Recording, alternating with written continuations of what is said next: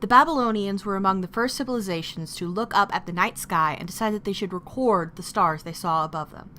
Today, 2 of their cuneiform tablets survive. They are called the Mul Apin. In these tablets, historians observe similar characteristics to what we see in later Egyptian, Grecian, and Roman culture. The 5 wandering stars were associated with the gods. Then they were called Nebo, Ishtar, Nergal, Marduk, and Nanib. Today, we have adopted their Roman names: Mercury, Venus, Mars, Jupiter, and Saturn. We, of course, also know, through our more advanced telescopes, that they are planets, not stars. Babylonian astronomers observed how these 5 planets, along with the sun and the moon, interacted with a belt of 17 constellations throughout the year. They used these interactions to make divinations of the future and predict their first horoscopes. The study of this belt carried on to the Greeks. In the 1st century BC, this list was shortened to the 12 signs we are familiar with today as horoscopes, and these horoscopes began to become popular once more. The basis of Greek geocentrism was developed within the works of Claudius Ptolemy from the city of Alexandria. It was his literature that developed a geocentric model for the first time. His work was titled Almagest, a 2nd century mathematical and astronomical treatise on the apparent motion of the stars and planets. Ptolemy argued that the Earth was a sphere in the center of the universe, and the sun, stars, and planets revolved around it. This model served as the main cosmological system in many ancient civilizations. In the 4th century BC, Plato and his student Aristotle furthered understanding of the Ptolemaic model through their written works. Plato affirmed the common belief that Earth was a sphere, stationary at the center of the universe. The stars and planets were carried around the Earth on spheres or circles, arranged in order. In one of his written works, The Republic, Plato describes the cosmos as the spindle of necessity, attended by the sirens and turned by the 3 fates. Eudoxus of Cnidus, who worked with Plato, along with Aristotle, developed a less mythical, more mathematical explanation of the planet's motions based on Plato's model, stating that all that goes on in the heavens can be explained with the uniform, circular motion as seen in the Ptolemaic model of the universe. Ptolemy himself compiled much of his work using the work of other astronomers, and used it to further refine the zeitgeist of geocentricity. For instance, he was able to mathematically integrate the centuries of observations by the Babylonians and Greeks into Plato's model of the universe, a feat Plato wasn't able to do himself.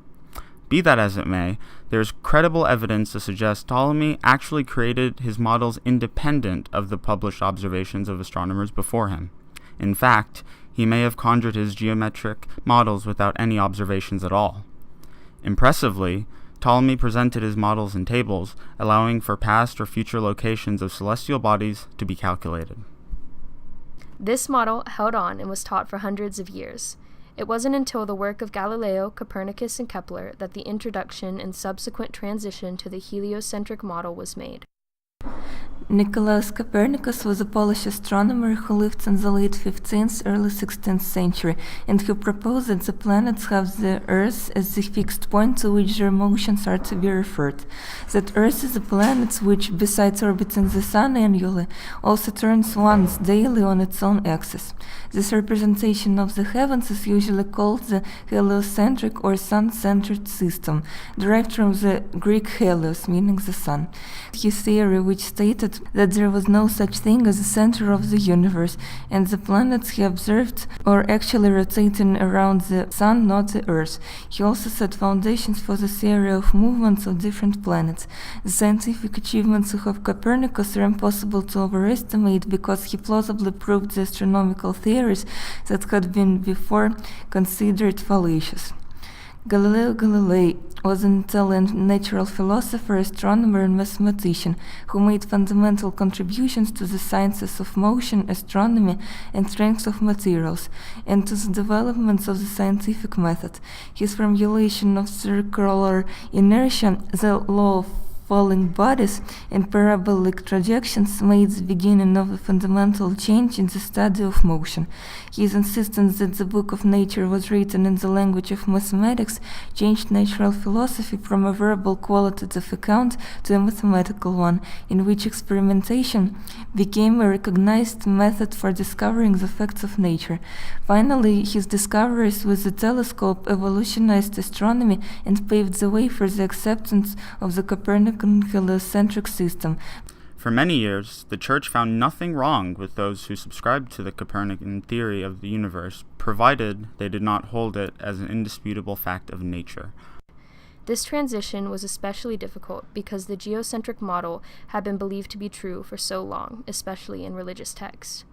Christian theologians were very hesitant to reject a theory that agreed with passages directly from the Bible. Galileo was a very strong proponent of Copernican theory, very much regarding it as fact and sharing it with anybody he could. One of his students, by the name of Castelli, wrote him a letter refuting his beloved theory, not with astronomical or mathematical evidence, but rather biblical evidence. The main biblical passage that supports the geocentric theory is found in the book of Joshua. Joshua 10:12-13 says, "Then spoke Joshua to the Lord in the day when the Lord gave the Amorites over to the men of Israel. And he said in the sight of Israel, Sun, stand thou still at Gibeon, and thou moon in the valley of Ajalon. And the moon stood still, and the moon stayed, until the nations took vengeance on their enemy. It is not written in the book of Jeshar, the sun stayed in the midst of heaven, and did not hasten to go down for about a whole day." Eventually, in 1615, a complaint was filed with the Holy Roman Inquisition, the claim being that Galileo was attempting to reinterpret the Bible and that his actions amounted to Protestantism. After much debate, the complaints against Galileo were thrown out. However, in 1616, an inquisitorial commission declared heliocentrism a heresy. Following this decision, Galileo was ordered to relinquish his belief that heliocentrism was a scientific fact. In 1623, Maffeo Barberini, a longtime friend of Galileo, was named Pope Urban VIII. The Pope requested that Galileo publish a new book that provided arguments for and against heliocentrism without advocating for heliocentrism. He did publish the book, but failed to heed the Pope's word and was again summoned to defend himself. He had to renounce his beliefs and live the rest of his life under house arrest.